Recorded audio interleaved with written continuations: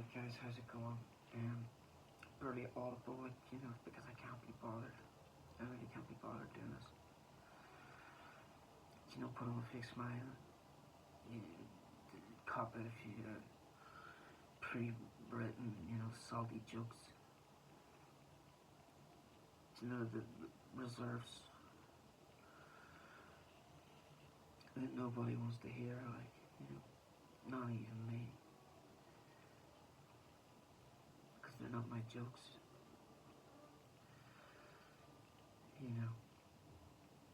You get, what was it you would get every year? It would be like the Beano bumper annual.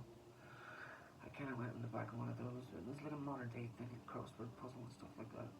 I like to do them from time to time anyway. Regardless of the fact, I have to clear a few things up. I was talking about sweet paws the other day. Killed plant and he fought Canelo. He was keeping them one side because of the old shoulder roll and all of that there.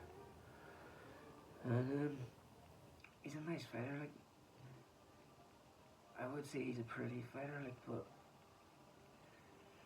do you know what I mean? But he is, like, yes, he's a good old fighter, like,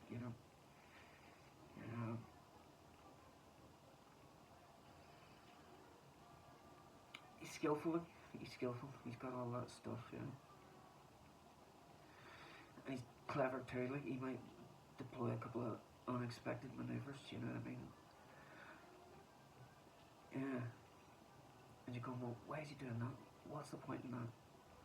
And then as the round plays out, you sort of reaffirm your appreciation for his craft, Anyway, next up, Moses Saitama, watched a couple of fights. He fought that American guy with a super slick jab.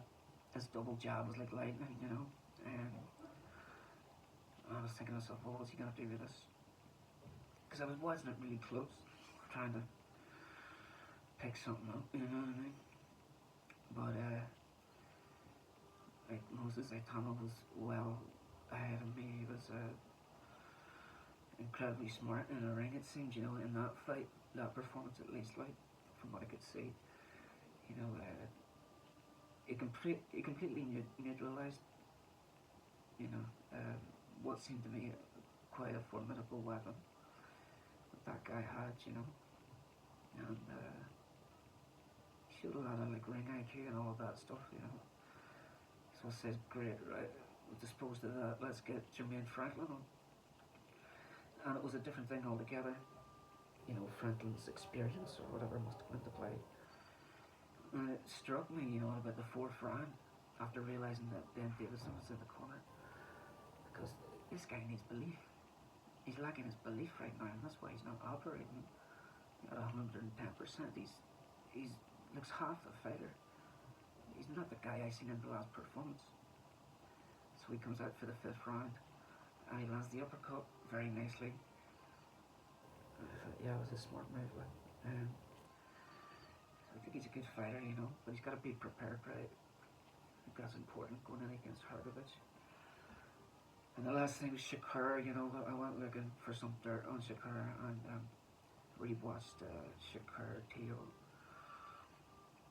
Actually, I watched, there was some footage of a spar, right? Shakur v. Haney. And the two of them were dancing about and stuff, and Haney was looking quite good. Haney deploys like a straight right hand at the back, which, when complete in its movement, is like, yeah, that's lovely. Like, that's a nice move he has. And Shakur was sort of wobbling about and stuff, and I was like, is this guy gonna do something or what? And next thing he just pinged in this jab to the body.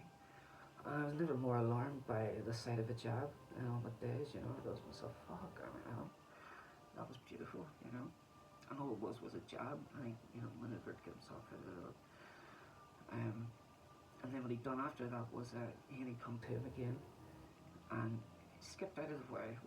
Whatever happened, there was a bit of a distance between them.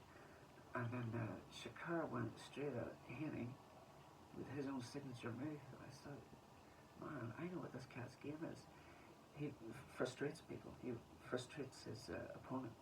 I think that's a big part of his game. You know, good fighter, good fighter. What can I say? Like, I was wrong.